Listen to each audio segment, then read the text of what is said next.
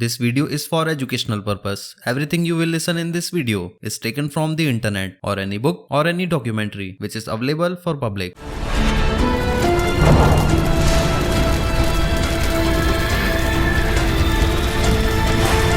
नमस्कार दोस्तों, मैं हूं दिनेश और आपका बहुत बहुत स्वागत है क्राइम मिस्ट्री चैनल पर। उम्मीद करता हूं आप अच्छे होंगे। आज की ये कहानी कर्नाटक की उस मामूली सी दिखने वाली महिला की है जो दूसरी दुखी औरतों को अपनी सहेली बनाती, उनके दुख दूर करने के वादे करती, उन्हें पूजा और अनुष्ठान जैसे उपाय बताकर एक दिन उन्हीं औरतों को मार डालती। ऐसा किसी एक औरत के साथ नहीं हुआ, बल्कि 6 औरतों को ऐसे ही मौत के घाट उतार दिया। इस महिला की कहानी बेहद डरावनी है। इसे सुनकर किसी पर भी विश्वास करने का जी नहीं चाहेगा। ये कहानी लालच से भरी एक ऐसी महिला की है जिसने अपने अरमानों के आगे किसी की जान लेने को भी बुरा नहीं समझा और बन गई साइनाइड मलिका। आइए एक रोशनी डालते हैं इस पूरी कहानी पर। यह भारत की पहली सीरियल किलर केडी केम्पम्मा की कहानी है, जिसकी पहचान कोर्ट के दस्तावेजों में साइनाइड मलिका के रूप में हुई है।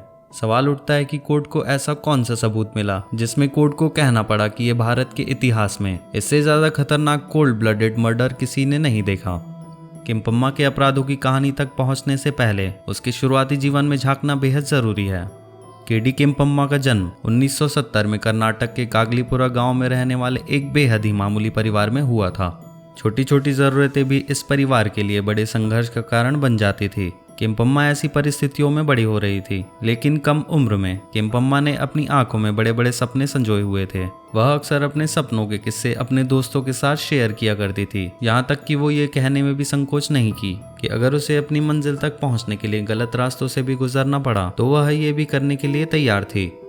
फिल्मों की शौकीन केम्पम्मा भी अपने लिए फिल्मी हीरोइन जैसी जिंदगी के सपने देखने लगी थी, लेकिन अपने गांव में उसे इन सपनों तक पहुंचने का कोई रास्ता नजर नहीं आ रहा था, क्योंकि उसके परिवार के आसपास रहने वाले लोग भी बेहद मामूली और गरीब लोग थे।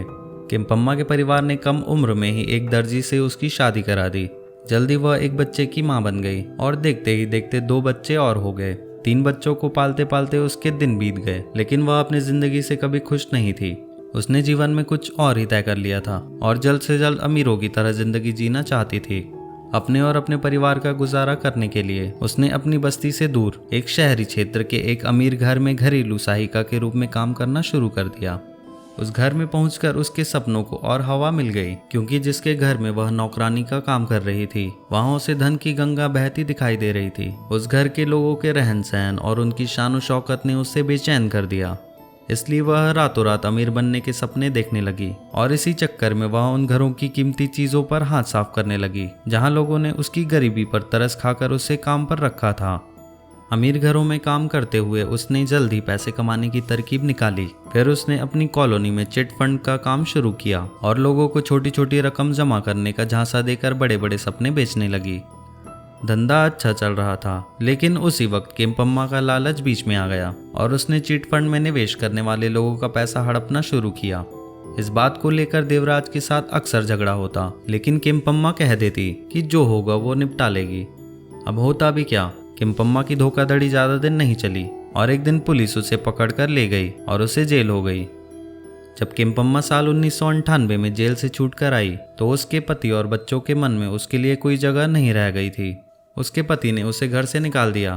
थोड़े समय के लिए केम्पम्मा दुखी हुई, लेकिन फिर उसने सोचा कि अब उसके पास मौका है कि वह अपनी ख्वाहिशों की जिंदगी खुद हासिल कर लेगी। उसने कुछ छोटे मोटे काम किए, जैसे घरों में साफ सफाई या रसोई का काम या कुछ दुकानों में इसी तरह का काम किया। फिर उसे एक ज्वेलरी स्टोर पर काम मिला। यहाँ चमचमाते गहनों और सोने चांदी की चीजों के बीच उसका मन रम गया। वो यहाँ रईस घरों की औरतों को आते देखती और उन्हें देखकर अपनी किस्मत को कोसती, लेकिन उन औरतों की बातें बड़े ध्यान से सुनती थी। केम्पम्मा सोने चांदी के कारीगरों के साथ भी खूब बातें किया करती और इस काम के बारे में जानने की कोशिश करती। यहाँ उसे बहुत सी बातें पता चली, जैसे सोने के काम में किन किन केमिकल्स का इस्तेमाल होता है और उनका असर क्या होता है। रईस घरों की औरतों की बातों से उसे उनकी सोच का भी अंदाजा हुआ। मन ही मन केम्पम्मा एक पूरी कहानी और अपनी आने वाली जिंदगी को अपनी ख्वाहिशों के साँचे में ढाल रही थी।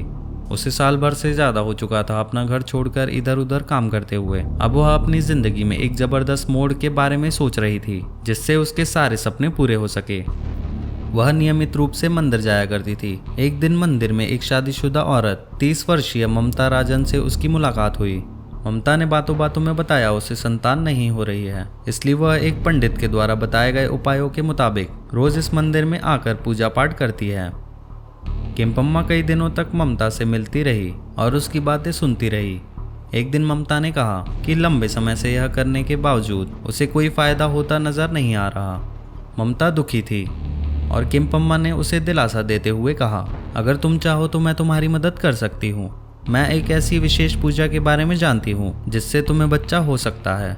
मैं पहले एक पुजारी के घर में काम करती थी और उन्हीं से मैंने इस मंडल पूजा का विधि विधान सीखा था। मैं तुम्हारे काम आ सकती हूँ, लेकिन पूजा है बड़ी कठिन, इसलिए तुम्हें कुछ नियमों का पालन करना पड़ेगा।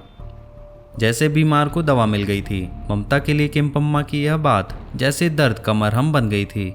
वो हर बात के लिए खुशी खुशी राजी हो गई और जल्दी उसे इस पूजा करने के लिए मिन्नत की। तब केम्पम्मा ने उसे मुहूर्त देखकर तारीख तय की और फिर ममता को नियम बताए। पहला, इस बारे में तुम किसी को नहीं बताओगी, अपने पति को भी नहीं। अगर इस पूजा के बारे में किसी को पता चल जाए तो फल नहीं मिलता। दूसरा नियम यह है कि इस पूजा का फल केवल शादीशुदा औरतों को मिलता है, इसलिए भगवान को खुश करने के लिए खूब सारे सुंदर और कीमती कपड़े और जेवर पहनकर आना है, बिल्कुल दुल्हन की तरह, तभी गोद हरी भरी होगी। और तीसरा नियम यह है कि पूजा की सामग्री और प्रसाद तुम ही बनाकर लाओगी, जिसके बारे में किसी को पता नहीं होना चाहिए। मन से ये पूजा करोगी तो ठीक 9 महीने में तुम्हारा एक बच्चा हो जाएगा। ममता ये सब सुनकर हर बात मानने के लिए राजी हो गई।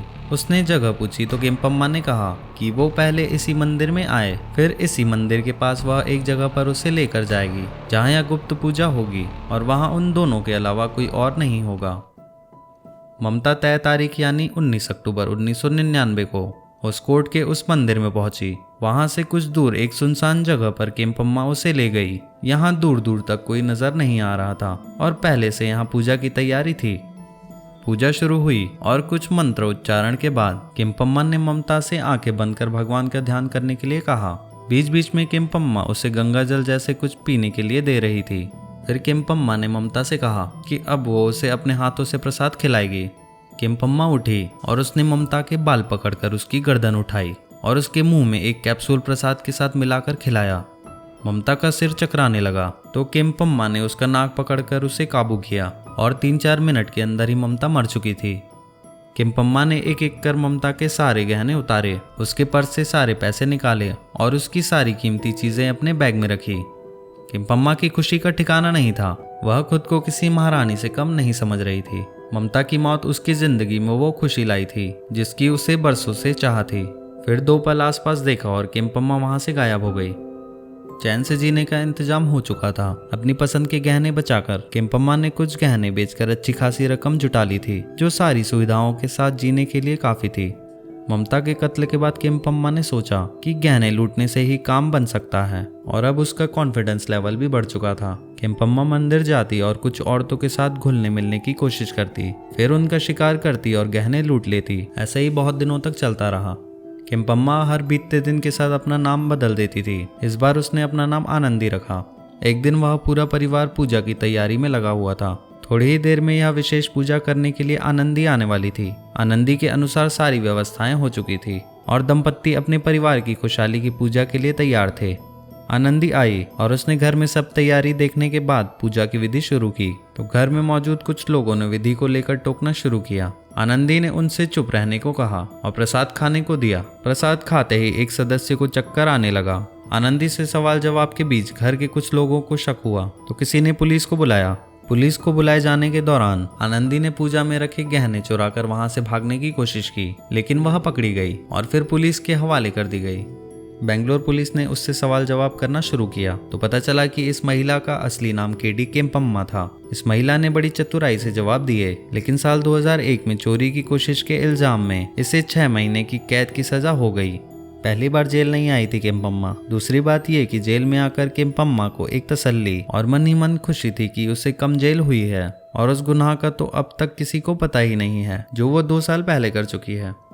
जेल में रहते हुए केम्पम्मा खाली वक्त में अपनी पिछली जिंदगी के बारे में सोचा करती तो उसे सब याद आता। एक कहानी की तरह उसकी पूरी जिंदगी उसकी यादों में घूमती रहती।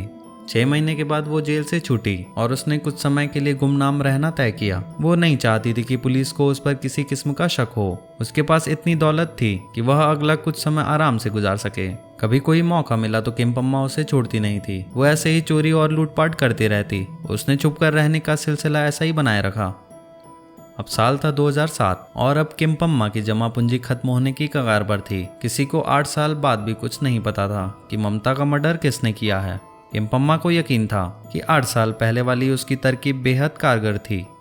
इस साल उसने वही तरकीब अपनाकर कुछ और शिकार करने का मन बना लिया। शहर के मंदिरों में उसने जाना शुरू किया और अपनी शातिर नजरों से अपने शिकारों की शिन्नात शुरू की। शहर में ऐसी संपन्न औरतों की कमी नहीं थी जो बच्चे न होने पर, बीमार होने पर या घर के किसी सदस्य से जुड़ी समस्या के हल के लिए मंदिरों और पूजाओं में कोई रास्ता खोजा करती थी। यही औरतें किम्पम्मा की शिकार थी। उसने कुछ औरतों के साथ बातचीत और घुलना मिलना शुरू किया।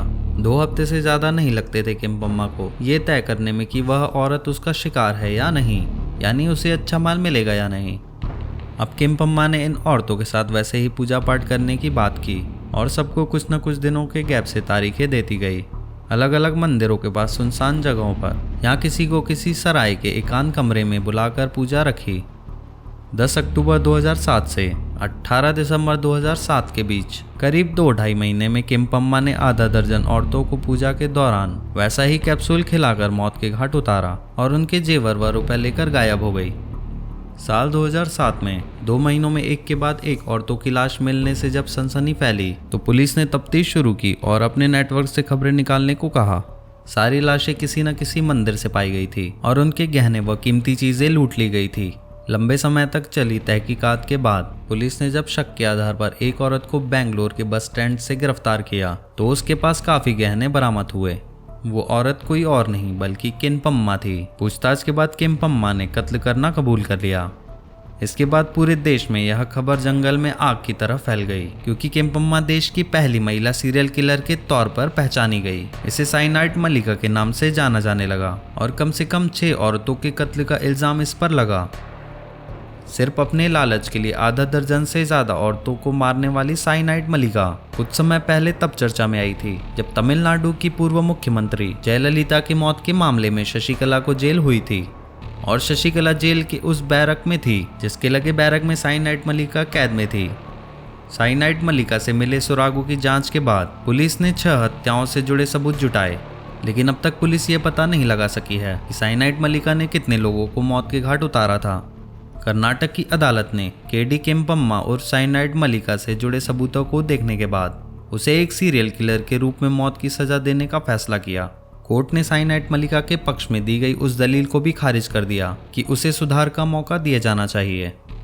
कोर्ट ने अपने फैसले में लिखा है कि ऐसे अपराधियों को समाज में खुला छोड़ देना समाज के साथ घातक विश्वासघात होगा। और सबसे बड़ी बात यह है कि जिस तरह से मल्लिका साइनाइड ने महिलाओं की हत्या की है, ऐसे मर्डर्स कोई कोल्ड ब्लडेड मर्डरर ही कर सकता है और भारत ने ऐसा कातिल पहले कभी नहीं देखा। कोर्ट के सामने अपना गुनाह कबूल करते हुए खुद किम्पम्मा ने कहा कि उसे अपने किए पर कोई पछतावा नहीं है क्योंकि उसने हमेशा एक बेहतर जिंदगी जीने का सपना देखा था जिसे पूरा करने के लिए वह हत्या का जघन्य अपराध करने से भी नहीं हिचकी थी। अपने जीवन में फिल्मी एक्ट्रेस जैसे जीवन जीने का सपना देखने वाली किम्पम्मा और साइनाइड मल्लिका कभी फिल्मी हीरोइन तो नहीं बन सकी, लेकिन उसके गुनाहों पर साउथ मूवीज की कई भाषाओं में फिल्में खूब बनी। इस पर कन्नड़ में साइनाइड मल्लिका 2021 नाम से फिल्म बनी। ये फिल्म काफी चर्चा में रही। दोस्तों, क्राइम मिस्ट्री चैनल की तरफ से आपसे सिर्फ एक ही गुजारिश है कि अपना और अपनों का ख्याल रखें, हमेशा सावधान रहें। ये कहानी अभी के लिए समाप्त करते हैं। दोस्तों, आपको मेरा काम कैसा लगा हमें कमेंट में जरूर बताइएगा और प्लीज इस वीडियो को लाइक जरूर कीजिएगा जिससे ये वीडियो ज्यादा से ज्यादा लोगों तक पहुंचे। मिलते हैं अगली वीडियो में, तब तक के लिए धन्यवाद।